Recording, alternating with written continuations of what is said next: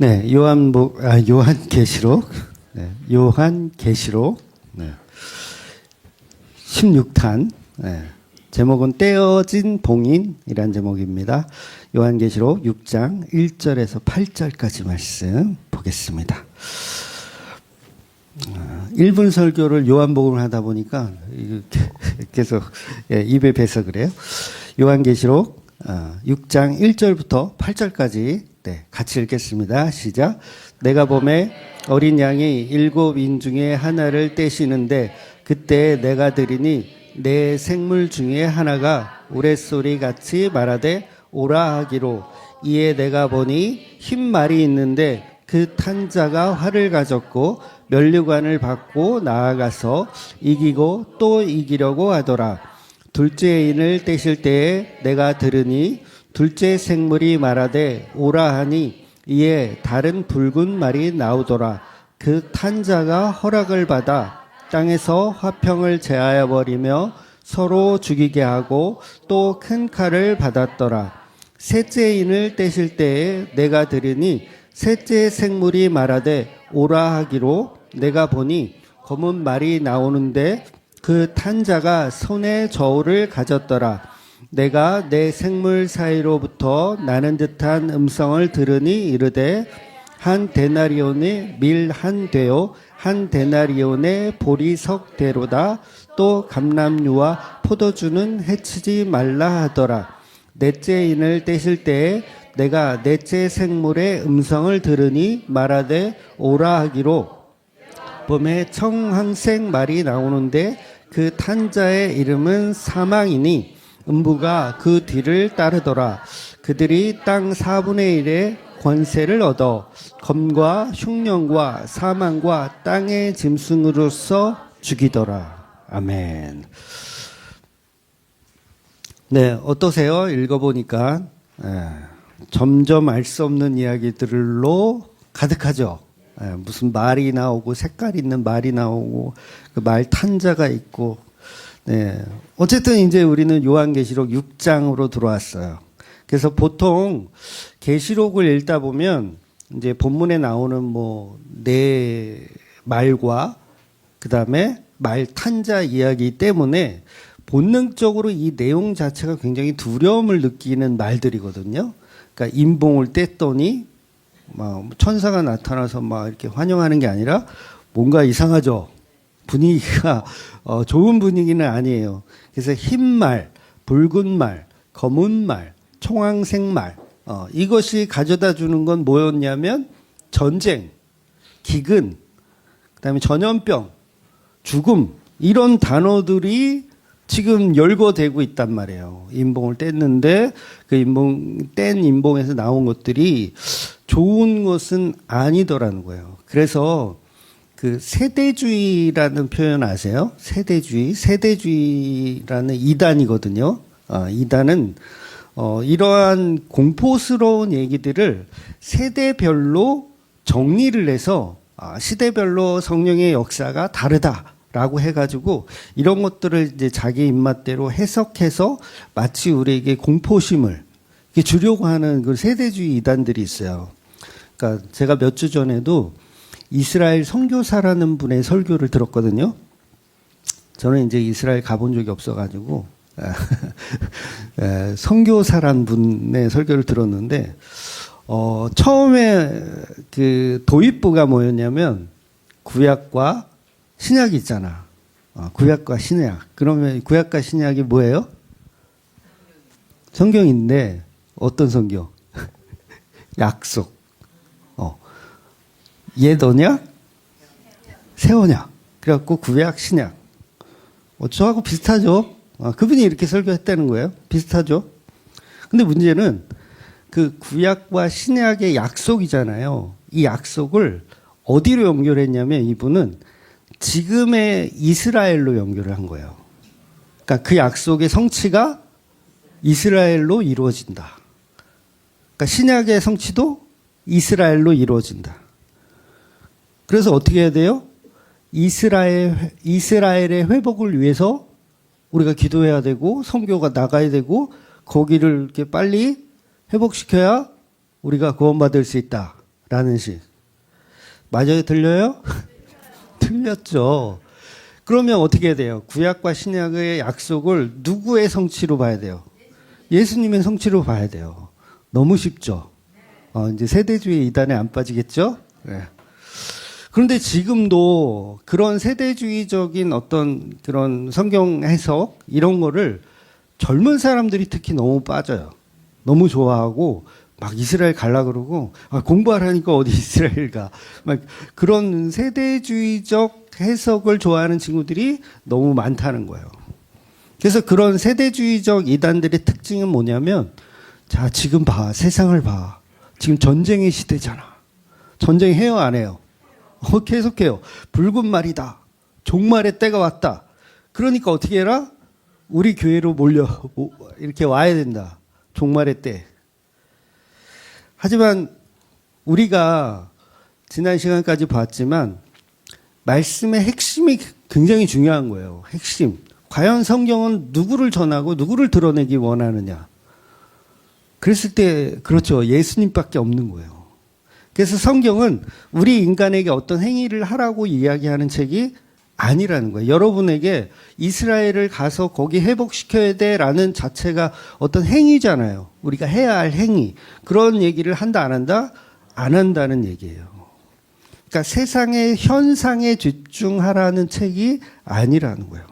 성경의 중심은 언제나 성삼위 하나님의 말씀이고 그 모든 역사의 중심은 예수 그리스도로 확정되어지더라는 거예요.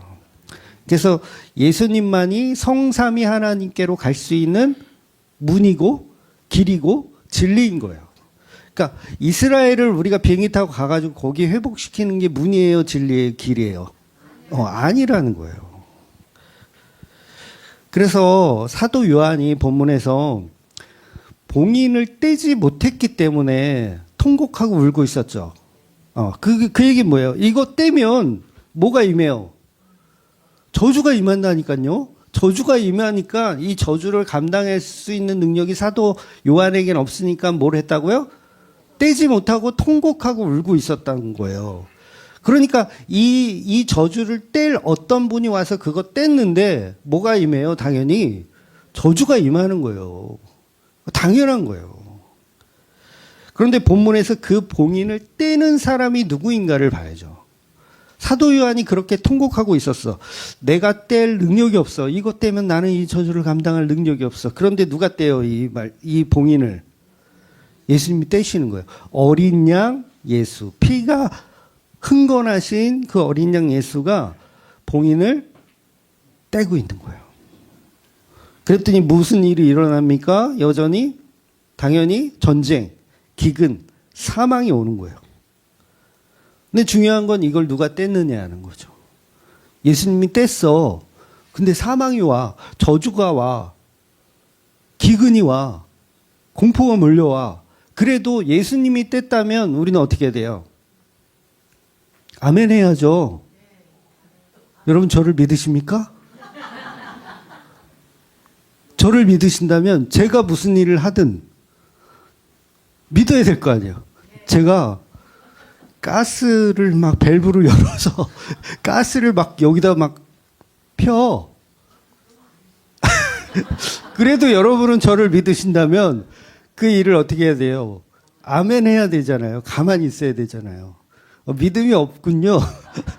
그러니까 예수님이 봉인을 떼서 그 봉인을 떼었더니 막 전쟁과 기근과 핍박과 막 안 좋은 게 계속 나온다고 하더라도 그 봉인을 떼시는 분이 나의 구세주 예수라면 어떻게 해야 돼요? 아멘하고 지켜봐야죠. 이 믿음들이 이렇게 없어. 그러니까 본문은 무슨 얘기하는 거예요? 그 예수님이 떼는 거니까 겉으로 보기에는 기근이고 전쟁이고 나쁜 어둠인 것 같지만 그건 결국 뭐예요?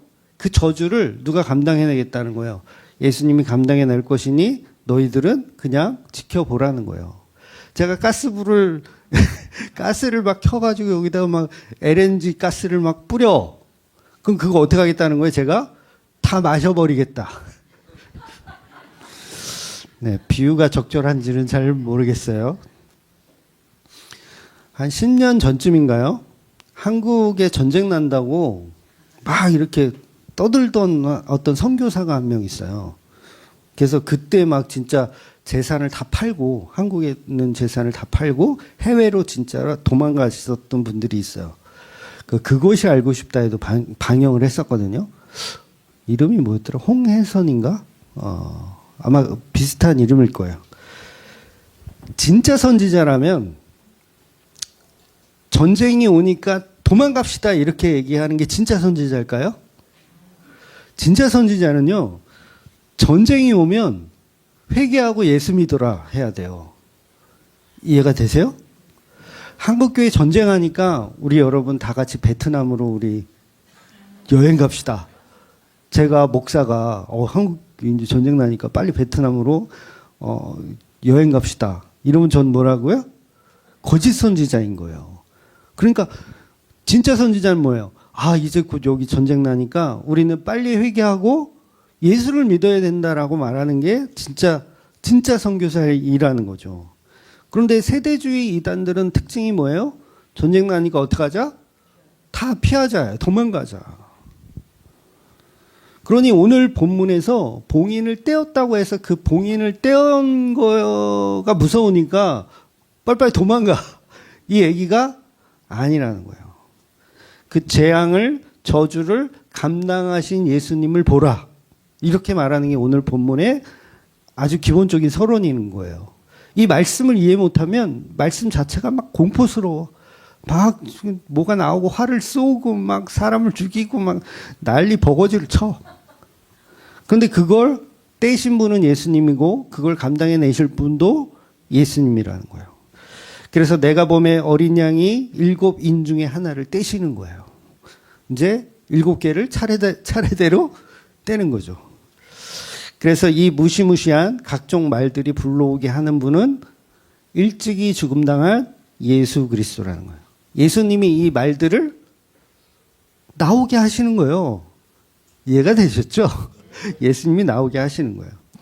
이것이 앞으로 이제 6장 이후에 계속 우리가 보게 될 환상적인 계시를 풀 수 있는 굉장히 기본적인 키인 거예요. 무슨 7 대접도 나오고 이제 그런 얘기들이 이제 계속 이상한 얘기들이 나올 거거든요. 근데 그걸 해석할 수 있는 키워드는 예수께서 떼셨다라는 거죠. 그러니까 예수님이 떼셨으니까 우린 떡이나 보고 굿이나 보면 굿이 여러분이 잘 듣고 있나 안 듣고 있나 테스트하는 거예요. 그래서 세상에는 역사적으로 계속해서 전쟁이 터지고 있어요. 오늘 내일 일이 아니에요. 경제는 폭망하고요. 코로나19 같은 전염병이 지구를 덮어요. 사람들이 죽어나가는 건 오늘, 어제, 오늘의 일이 아니었다는 거죠. 요즘에만 있는 일이 아닙니다. 무엇보다 중요한 건 이 모든 것을 주관하시고 운영하시며 이 저주의 일을 시작하시는 분도 사실은 예수 그리스도께서 봉인을 떼기 때문이라는 거예요. 그렇다면 이 봉인을 떼는 것은 우리를 죽이려고 하는 저주처럼 보이지만 이것은 결과적으로 자기 백성을 구원하여 완성해 나아가시는 그 과정이라는 거죠. 반드시 봉인은 그래서 예수님이 떼야 되는 거예요. 그래서 예수님의 몸된 교회 밖에는 구원이 없어요. 그래서 예수님의 몸된 교회 밖에는 저주가 맞죠. 예수님 봉인을 뗐더니 이 봉인이 모든 인간들에게 저주로 임해요. 저주가 아니라는 얘기가 아니에요. 저주로 임해요. 그런데 모든 인간들에겐 저주이지만 예수 그리스도의 몸된 교회에게는 그것이 저주가 아니라 구원으로 바뀌어지는 하나의 현상이라는 거죠. 과정이라는 거예요. 그래서 교회 밖에는 저주가 맞습니다. 그러나 교회 안에서는 사실은 구원의 서점이라고 할 수 있는 거죠. 그러니까 신명기에 보면 하나님이 이렇게 표현하시거든요. 나는 너희들에게 복만 주는 하나님이다? 아니다? 아니다. 이거 잘 기억하셔야 돼요. 하나님은 복과 저주를 같이 주시는 분이에요. 같이 주시는 분. 그런데 왜 그렇게 하세요? 왜 복과 저주를 같이 주세요? 이왕이면 하나만 주지? 그러니까 이거는 구별하기 위한 거예요. 세상과 몸된 교회를 구별하기 위해서. 그래서 구원을 받기 위해서는 구원받아야 하는 환경에 있어야 됩니다. 자기가 인식해야 돼요. 내가 물에 빠졌는데 물에 빠졌는지를 몰라. 그러면 그게 구원의 느낌이 있을까요? 없어요. 그래서 복과 저주를 같이 보내는 거예요. 뭘 알라고? 성도에게는 은혜를 알라고 보내주시는 거예요. 그러니까 물에 빠졌으면 알 때 그 건져주심이 은혜가 될 수 있는데 본인이 몰라 물에 빠졌는지, 내가 어둠인지, 내가 죄악인지 전혀 몰라. 그러면 감흥이 있다 없다. 그러면 죽 써서 개 주는 거예요. 그래서 항상 복과 저주는 같이 가는 겁니다. 그래서 교회 안에도 복과 저주가 같이 있어요? 아니면 복만 있어요? 같이 있어요. 여러분 재수 없죠? 와, 올해 이제 시작한 지 며칠 되지도 않았는데 왜 이렇게 재수가 없는 거야? 이렇게 생각하시잖아요. 그게 뭐예요? 복과 저주가 같이 있는 거예요. 뭘 알라고? 은혜를 알아먹으라고. 그래서 우리는 항상 복과 저주가 같이 있는 공존 속에서 은혜를 발견하는 거예요. 그러니까 성도는 저주를 피해 도망 다닐 필요가 없어요. 오히려 그 저주를 느끼세요. 무슨 변태들도 아니고 저주를 느껴. 그래서 성도는요, 정말 최악의 어떤 죽음이 오더라도 그 죽음을 겸허히 받아들이는 게 맞습니다. 네, 겸허히 받아들여요. 매번 기도해서 살려달라고 이렇게 해서 해결받으면 200년까지 살겠죠. 여러분 안 그래요? 어디 좀 아프면 하나님 기도해가지고 고쳐주세요 해가지고 고쳐주면 한 200년 살아야 되잖아요. 아니에요. 근데 200년 못 살더라고요. 크리스천이라고 더 오래 삽니까? 더 오래 못 살아요. 술, 담배를 안 해서 조금 더 사는 거예요. 기도해서 많이 사는 게 아니라 술, 담배를 안 하니까 조금 더 사는 거고, 오히려 목사들은 빨리 죽더라고요. 스트레스 엄청 받아가지고. 그래서 저주를 피하게 해달라는 기도는 어리석은 기도예요. 차라리 그 저주를 감당할 수 있는 힘을 주세요가 맞는 거죠. 감당할 수 있는 힘을 주세요. 그래서 우리는 도망 다녀 봤자 야곱처럼 험악한 인생을 사는 것 뿐입니다. 요나처럼 다시스행 배를 타고 가다가 개고생만 하고 본전도 못 찾는. 그러니 오늘 우리는 이 4명의 말탄 자, 그 다음에 환상을 통해서 세상이 말하는 공포가 아니라 그 속에서 일하고 계신 예수 그리스도의 계시의 그 십자가를 발견해야 된다는 거예요. 그래서 2절을 보면, 이에 내가 보니 흰말이 있는데 그 탄자가 활을 가졌고 면류관을 받고 나아가서 이기고 또 이기려고 하더라. 이렇게 표현하고 있어요. 그러니까 전통적으로 이제 우리 주석가들이다 신학자들은 이 흰말을 적그리스도로 해석하기도 해요. 이게 딱 두 종류거든요. 흰말을 타고 막 활을 가진 어떤 그 환상적인 인물이 있는데, 요거를 적그리스도로 해석하기도 하고 아니면 승리하신 그리스도로 해석하기도 해요. 이게 뭐 정확하게 뭐다 이렇게 하진 않아요. 그럼 여러분은 어떻게 생각하세요? 오늘 본문에 흰말을 탄 이 활을 가진 이 양반은 누구를 상징하는 것일까? 물론 이게 적그리스도다 아니면 뭐 예수님의 상징이다 뭐 이렇게 정확한 어떤 해석을 할 필요는 없어요. 왜냐하면 물론 복음주의 안에서는 뭐 칼빈이나 뭐 이런 사람들은 그리스도로 해석을 해요. 그리스도의 모형으로 해석을 합니다. 그런데 다시 한번 말씀드리지만 중요한 건 말탄자가 그리스도냐 적그리스도냐라는 정체보다 이 사람의 방향성, 이 사람이 뭘 하고 있는가가 중요하다는 거죠. 그래서 다시 말씀드리지만 봉인을 떼시는 분은 예수님인 거예요. 그래서 이 10마리 나아가서 하는 게 과연 뭘까라는 걸 봐야 된다는 거죠. 그리고 뭘 하냐면 10마리 나아가서 뭘 하냐면 또 이기려고 하더라. 뭔가를 자꾸 승리하려고 하더라는 거예요. 여러분 성경에서 말하는 승리, 이김 무엇일까요? 단순히 그냥 종교적으로 야 세상에서 성공하는 거 이런 걸 보통은 승리라고 생각하잖아요. 부자 되는 거, 내 아픈 병이 기도해서 치유되는 거 이걸 승리라고 해요. 그러니까 우리가 욥기에서도 확인했듯이 하나님 보시는 승리는 전혀 달랐다라는 거예요. 뭐냐면 욥처럼 재산을 잃고 자식을 잃고 몸이 망가졌어도 어때요? 이 욥은 결국은 나중에 회개를 하잖아요. 그 회개의 내용이 뭐였냐면 나는 아무것도 아닙니다였어요. 나는 아무것도 아닙니다. 나는 먼지고 티끌이고 가치가 없습니다라는 거예요.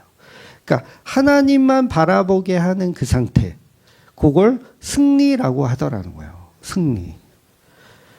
그래서 여러분 종교 사기꾼들이 이 보이스피싱 많이 하잖아요. 그래서 이제 다 탕진 당하고 다 뜯기고 나를 위해 우상숭배 하던 게 이제 다 뜯기고 이제 정신을 차렸어. 그리고 나서 내가 죄인인 걸 알았죠. 아직 모르셔요? 아직 모르셔요? 여러분이 고멜이었잖아. 우상 오빠들 그 바알 오빠들 이렇게 따라가가지고 행복해질 줄 알고 그 오빠들한테 막 있는 돈 없는 돈 다 이렇게 다 쪽팔리고 그리고 결국은 예수님만이 진정한 진리였다라는 걸 알고 나서 회개하고 돌아왔어. 그럼 그걸 뭐라 그래요? 그걸 승리라고 하는 거예요. 그걸. 물론 수업료가 비싼 게 문제죠. 비싼 게. 그래서 우리가 레위기 강해에서도 봤지만 흠없는 재물이 각을 뜨잖아요. 다리를 다 잘라내는 거예요. 그리고 불살라서 연기체 올려드리는 나의 자아가 죽고 예수님만 남는 거예요. 그게 나의 자아가 죽고 예수님만 남는 거. 그것을 뭐라 그런다? 승리라고 하더라는 거예요. 그걸 승리. 여러분 승리하셨습니까? 아직 모르세요? 더 태워야 돼요? 그러므로 신말의 역사는 성도에게 복음이 침투에 들어오는 어떤 시각적인 표현을 설명하고 있는 거예요. 저와 여러분에게 신말이 침투에 들어와서 어때요? 우리를 공격하는 것처럼. 그래서 예수 그리스도의 복음이 세상에 오잖아요. 그러면 세상은 그 복음을 막 기뻐하고 즐거워하지 않아요. 왜냐하면 세상은 어둠이기 때문에 빛이 들어오면 좋아하지 않습니다. 그런데 빛이 어둠에 비침에 어둠이 깨닫지 못하는 것과 같죠. 그래서 빛을 싫어해요. 그래서 복음이 선포되는 곳에는 반드시 충돌이 일어나요. 어딜 가나 마찬가지입니다. 아무리 목사님들 많은 데서 제가 이렇게 복음을 탁 이야기하잖아요. 어떻게 됩니까? 분위기 분위기 쎄죠. 네. 그래서 예수님이 마태복음 10장에서 말씀하실 때 뭐라고 말씀하셨냐면 내가 세상에 화평을 주러 온 줄을 생각하지 말라. 화평이 아니요 검을 주러 왔노라. 즉 본문에서 흰말을 타고 와서 우리에게 뭘 주려는 거예요? 전쟁을 주려는 거예요. 전쟁을. 그런데 그 전쟁이 뭐예요? 예수께서 하고 싶은 어떤 말이 있다라는 거죠. 그래서 인간들은 그때부터 요동치기 시작하는 거예요. 뭔가 헷갈리거든요. 인봉을 떼면 뭔가 좀 이렇게 진의가 나와서 네 소원이 무엇이냐? 뭐 이랬으면 좋겠잖아요. 내가 3가지 소원을 들어주겠다. 그래서 첫 번째 소원이 무엇이냐 해서 저는 거짓말을 하지 않는 사람이 될 수 있도록 해주세요. 이거 좀 웃긴 얘기 하려고 그러는 거예요. 제가 거짓말 안 하는 사람이 될 수 있도록 해주세요. 너의 소원을 들어주겠노라. 그 다음에 2번째 소원이 무엇이냐. 그랬더니 아직 10가지 소원 남았는데요. 아직 10가지 소원이 남았는데요. 뭔 말인지 이해를 못 하시는구나. 내가 설명을 잘못한 건가? 거짓말을 안 하는 존재가 될 수 있게 해달라 그랬잖아요. 근데 소원이 아직 몇 개 남았다? 10개가 남았다고 하는 거예요. 원래는 2개 남은 건데. 아, 죄송해요.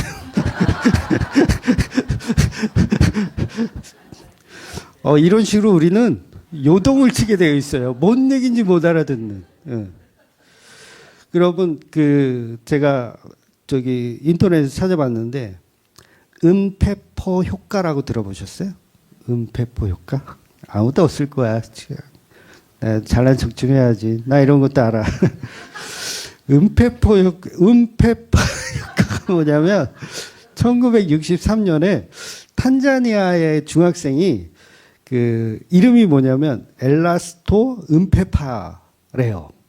이 이 학생이 아이스크림을 만들다가 끓인 우유로 아직 식히지 않은 걸 냉동실에 넣었대요. 그런데 식힌 우유보다 따뜻한 우유가 냉동실에서 더 빨리 어는 거야. 그래서 이 현상을 가지고 음페파 효과라고 한대요. 그래서 왜 쇼츠나 이런 데 보면 보일링 워터 챌린지, 여기 뭐냐면 날씨가 되게 추운 뭐 시베리아나 이런 데 막 영하 40도, 뭐 30도, 40도 이렇게 내려가잖아요. 그랬을 때 거기서 따뜻한 물을 공중에 확 뿌리잖아요. 그러면 순식간에 이게 눈이 돼서 확 내린대요. 물론 이게 정확한 뭐 온도나 뭐 이런 게 맞아야 되겠죠. 따뜻한 물을 어떻게 하늘로 확 뿌리면 이게 떨어지면서 눈이 돼서 떨어진대요. 근데 찬물을 확 뿌리면 안 된대요. 찬물 끓이면 그냥 물로 떨어진대요. 그래서 이 현상이 왜 그런지 놀랍지 않아요?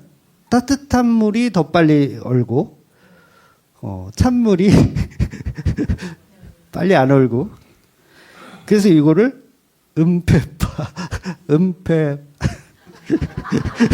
음페파 효과라고 한대요.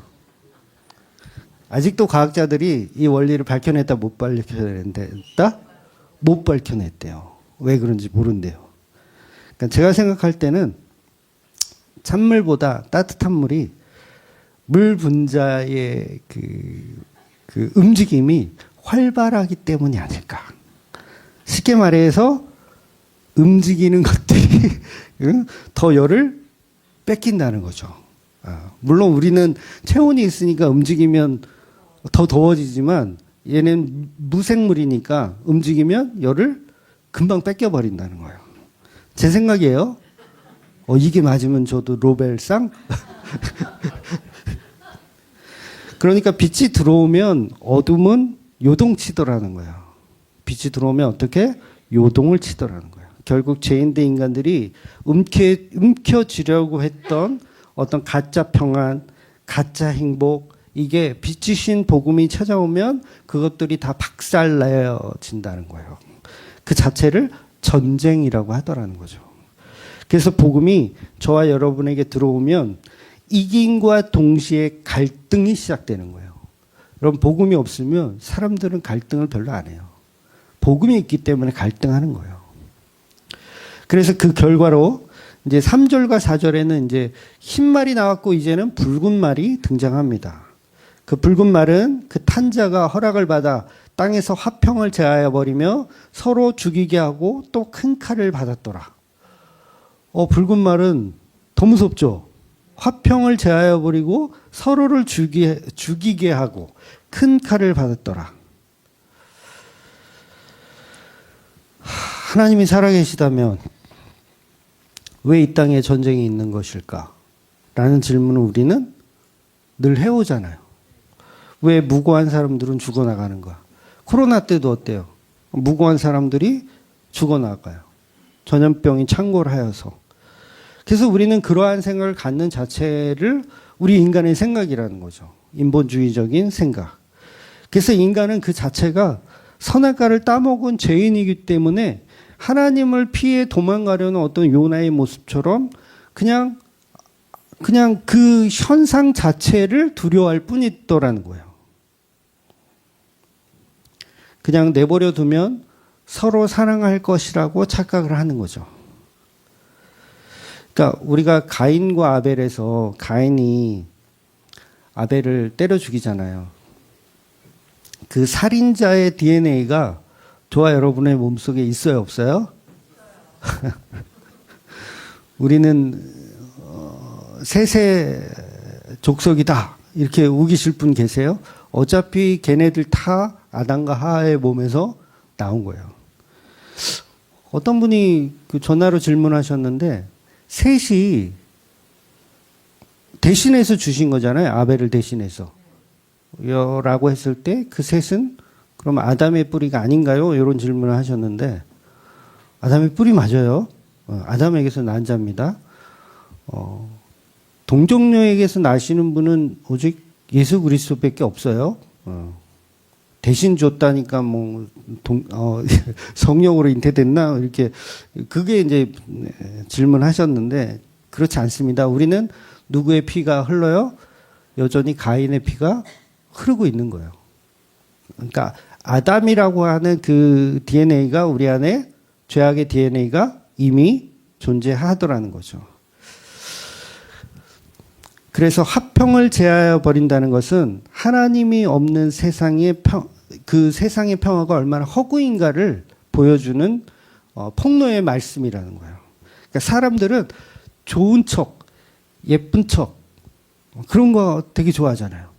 아니에요? 자상한 척, 착한 척. 우리 인간은요, 오전에도 우리 잠시 차 마시면서 얘기했는데 우리 인간은 악합니다. 태어날 때부터. 그래서 그 악함이 제일 잘 보이는 때가 언제예요? 돌이 되기 전에. 얼마나 악한지 몰라요. 다 뺏어 먹어. 물론 옆에서 엄마가 하나 갖다 줘, 하나 갖다 줘. 아이고 예쁘다 하면 이제 갖다 주는 척이라도 하지. 근데 원래 본성은 어때요? 자기 입에 먼저 들어가잖아요. 그러니까 가장 악한 본성이 언제 볼 수 있다? 아기 때 볼 수 있는 거예요. 근데 성장하면서 교육을 받잖아요. 도덕을 배우고 윤리를 배우잖아요. 그러니까 어때요? 배운 대로 아닌 척, 착한 척 열심히 하는 거예요. 그러다가 이게 언제 또 이게 다시 원상태가 돼? 늙으면. 늙어서 나이가 먹잖아요? 그러면, 죄송해요. 어르신들 앞에서 제가 이런 얘기를 해서 죄송한데, 늙으면 다시 아이처럼 변합니다. 아기가 돼요. 그래서 내 주둥이에 들어가야 돼. 그래서 며느리한테 너 왜 밥을 안 주니? 그러잖아요. 근데 성인 30, 40대 이런 분들은 그게 교육되어 있으니까 숨겨서 그게 자아가 이제 좀 괜찮은 사람으로 척하지만 아기나 아니면 나이가 늙으면 그게 도로 나오는 거예요. 그러니까 여러분의 부모님이 나이가 들어서 아기처럼 행동한다면 그건 이 사람이 인격적으로 문제가 있는 게 아니라 원래 이게 정상인 거예요. 이해가 되세요? 그러니까 구박하지 마세요. 우리 어르신들 구박하지 마세요. 그게 원래 정상인 거예요. 그러니까 며느리들은 나이 많은 시부모님 모실 때 어떻게 해요? 아, 이게 정상이구나. 이게 인간이구나. 그러니까 막 아기처럼 굴어도 잘 해주세요. 이렇게 해피엔딩으로 마무리. 안 그러면 나 또 욕먹어. 댓글로 막. 그래서 인간들은 자기 욕망을 위해 쌓아 올린 바벨탑을 평화라고 생각하지만 그거 다 무너질 것이에요. 그러니까 내가 쌓아놓은 바벨탑이 뭐예요? 나의 의로움, 나의 윤리, 나의 도덕 이런 게 나의 바벨탑이거든요. 그러니까 유재석이란 그 배우가 장성할 수 있는 비결은 뭐예요? 사람들한테 되게 잘하고 평이 좋잖아요. 근데 요새 말 나오는 몇 명의 그 연예인들은 막 퇴출 아닌 퇴출 막 되고 이런 건 인성이 안 좋기 때문이다. 이렇게 하는데 사실은 결과적으로 다 똑같은 겁니다. 별 차이가 없는 거예요. 그래서 결국은 그 그 전쟁을 준다라는 건 그 마음이 폭로당하는 거예요. 결국은 나는 죄인이 맞군요. 이렇게 폭로당하는 거. 그래서 우리가 예수를 믿으면 평안해져야 되는 것 같지만 사실은 평안해지지 않더라는 거예요. 계속해서 그 평안을 안 주시는 이유가 나의 죄인임을 발각되라고. 그래서 사도행전에 보았듯이 성령이 임하면 우리가 증인이 되는데 그 증인이라는 단어 자체가 순교자라는 뜻이거든요. 순교자라는 뜻. 그러니까 내 안에 옛 자아가 세상과 짝하던 그 자아가 완전히 죽어져서 전쟁이 일어나서 이것이 무너져 내리는 것. 이게 바로 붉은 말의 역사에 해당하는 부분인 거예요. 그래서 저와 여러분의 삶에 분쟁이 있고 전쟁이 있고 외로움이 있고 내 뜻대로 안 되는 갈등을 통해서 뭘 느껴야 되냐면 나는 여전히 죄인이라는 걸 느껴야 되는 거예요. 그러나 그 죄 때문에 낙심할 필요까지는 없죠. 왜냐하면 그게 뭐다? 우리의 인간은 원래 그렇다는 거예요. 중요한 건 그 봉인을 떼신 분이 예수님이고 이걸 떼므로 인해서 우리의 죄악을 보게 하시는 그 은혜라는 거죠. 그래서 십자가를 바로 보면 뭐가 보여야 되냐면 나의 죄가 보여야 돼요. 십자가 나의 구원의 도구가 아니라 뭐가 보여야 된다? 나의 죄가 보여야 되는 거예요. 근데 죄를 보지 않고 오직 나의 구원만 보죠. 환장하겠어. 물론 그게 틀린 말은 아니에요. 십자가를 보면서 나의 구원을 봐야 되지만 그 먼저 선행되어져야 되는 건 십자가를 통해서 나의 죄를 봐야죠. 그게 바로 전쟁입니다. 내 안에 오는 전쟁. 그래서 5절과 6절은 이제 검은 말이 나오는데 손에 저울을 가졌어요. 그리고 소리가 들립니다. 한 데나리온의 밀을 한 대요. 한 데나리온의 보리석 대로다. 또 감람류와 포도주는 해하지 말라 하더라. 도대체 무슨 말인지. 여러분, 한 데나리온은 노동자 하루 품삯이라고 할 수 있어요. 그런데 이걸로는 겨우 밀 한 대 사죠. 즉 한 사람 먹을 분량밖에는 안 되는 거예요.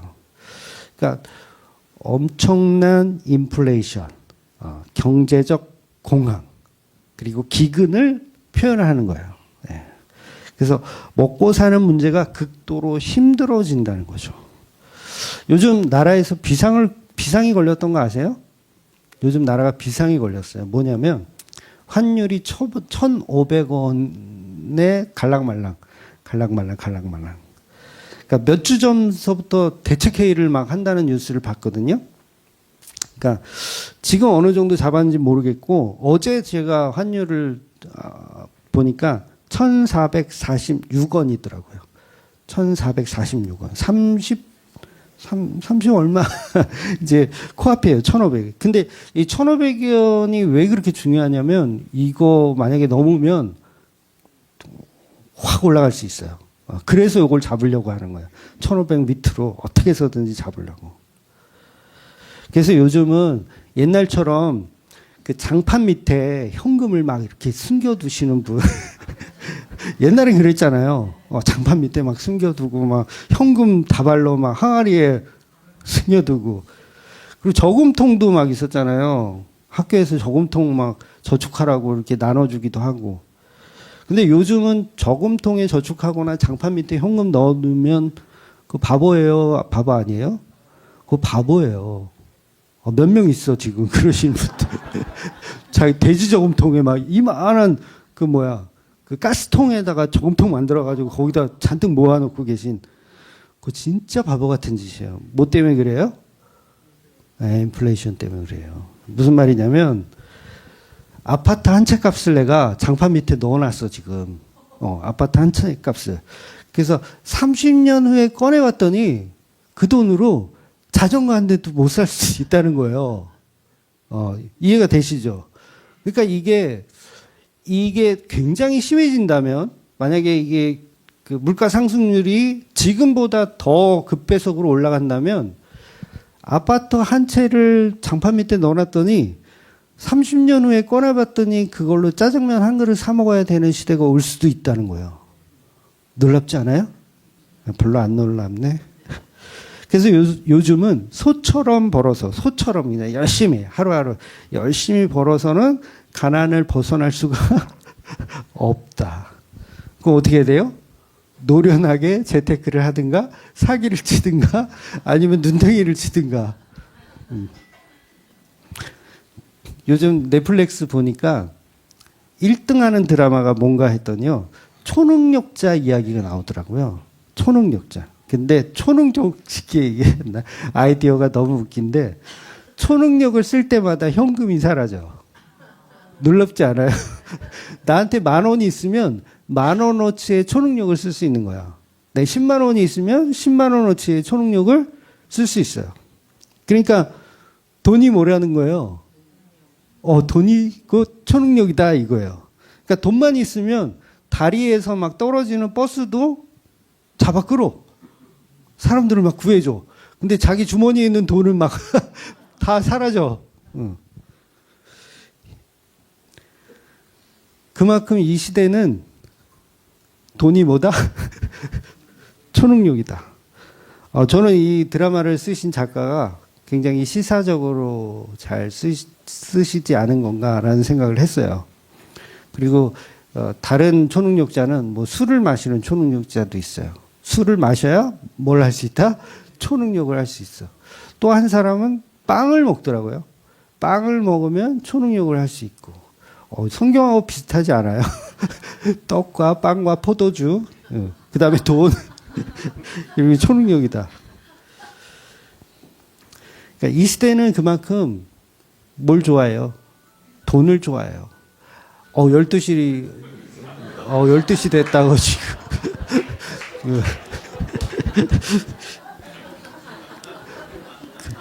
오늘 예약이 돼 있어. 한 5분, 10분 더 해도 돼. 돈이 뭐다? 초능력이다. 그래서 레위 강에서도 11조나 속전을 나눌 때 돈은 곧 사람의 생명과 힘을 상징하기도 했었거든요. 인간은 돈을 의지하는 그런 습성이 너무도 강합니다. 돈이 있으면 하나님 없어도 잘 살아. 우리는 그렇게 생각합니다. 그래서 하나님은 때로는 당신의 백성에게 뭘 집어넣냐면 가난을 집어넣으시는 거예요. 기근을 집어넣으시는 거예요. 그래서 아브라함도 뭘 만나요? 기근을 만나요. 애굽으로 내려가잖아요. 이삭도 그렇고 야곱도 그렇고 전부 기근을 만나게 하십니다. 탕자가 회개할 수 있는 결정적인 상황이 뭐였어요? 쥐염 열매도 먹을 수 없었던 그 가난이었던 거예요. 그래서 검은 말의 역사는 우리에게 질문하는 거죠. 너 떡으로만 살래? 아니면 하나님의 말씀으로 살래? 이렇게 질문하고 있는 거예요. 그러니까 여러분이 가난하다면 뭘 생각하라? 하나님의 말씀으로 살아야겠다. 은혜로 살아야겠다라는 걸 깨달을 수 있는 절호의 찬스. 막 이렇게. 주식이 폭락해서 교회 가기 싫을 때. 그러면 뭐 어떻게? 절호의 찬스. 막 던져 그냥. 설교를 그냥 막 던져. 그래서 이스라엘 백성들이 광야라는 곳 자체가 배고픔의 곳이잖아요. 광야는 먹을 게 없어요. 그럼 뭐예요? 다 끊어지는 거예요. 나의 가난 속으로 들어가는 거예요. 그럼 거기서 나를 입히시고 채우시는 그 하나님만을 의지하게 하는 거죠. 만나를 주시고. 그 다음에 내가 갖고 있던 신발이 헤어져요? 안 헤어져요? 헤어지지가 않아. 옷도 헤어지지가 않아. 나는 쿠팡에 싸구려만 사가지고 옷이 자꾸 헤어지는데 그때는 안 헤어져. 그러니까 이렇게 가난을 주시는 것 자체는 무언가를 알아먹으라는 은혜로 주시더라는 거예요. 그래서 빨리 알아먹으세요. 못 알아먹잖아요. 가난을 면치를 못해. 그래서 우리에게 돈을 빼앗고 건강을 빼앗고 자랑거리를 빼앗아도 우리 영혼은 예수님만으로 채워야 된다라는 상황으로 우리를 밀어 넣으신다는 거예요. 그래서 저도 그런 상황이 오면 저라고 그런 상황이 안 오겠어요? 그런 상황이 오잖아요. 그러면 전 늘 이렇게 기도했던 것 같아요. 하나님, 저한테 왜 그러세요?